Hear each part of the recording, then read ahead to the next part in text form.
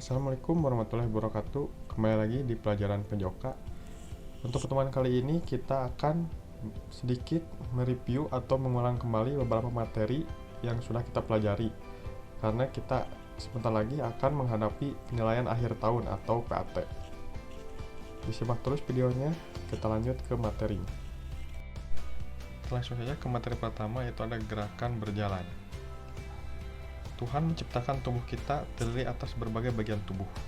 Bagian tubuh mempunyai fungsi masing-masing. Salah satu bagian tubuh yang dapat kita gerakan adalah kaki. Gerakan kaki banyak macamnya, diantaranya adalah berjalan dan berlari.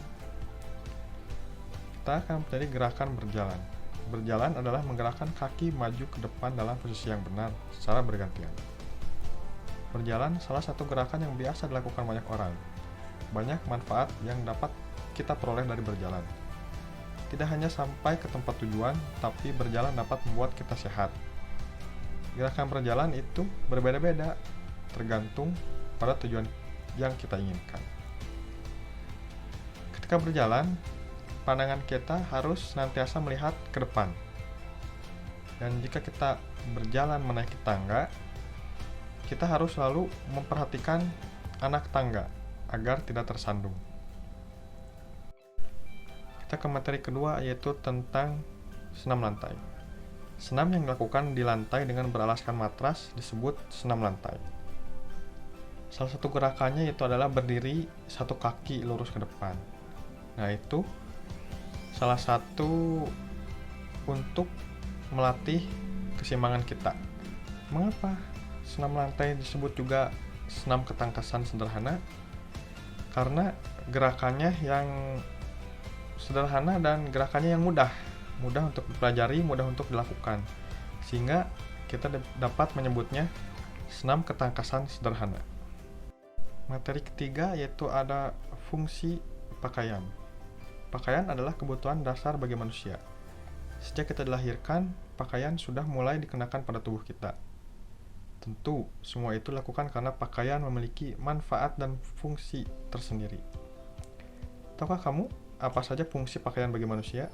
Fungsi pakaian bagi manusia adalah menjaga dan melindungi tubuh dari berbagai cuaca, seperti panas, dingin, dan hujan. Yang kedua tuh untuk menjaga kehormatan dan kesopanan diri di hadapan orang lain. Dan fungsi yang terakhir adalah menambah keindahan pada tubuh kita. Selanjutnya ada macam-macam pakaian. Pakaian yang dikenakan dalam kehidupan sehari-hari berbeda-beda. Pakaian yang dikenakan harus sesuai dengan kegiatan yang dilakukan. Misalnya, ketika akan beristirahat atau tidur, kita memakai pakaian tidur atau yang disebut dengan piyama. Begitu pula ketika hujan, maka jas hujanlah yang dikenakan agar tubuh tidak kehujanan. Ketika kamu pergi sekolah, tentu pakaian seragam sekolah pula yang akan kamu kenakan. Sekarang kita ke materi keempat, yaitu materi tentang renang.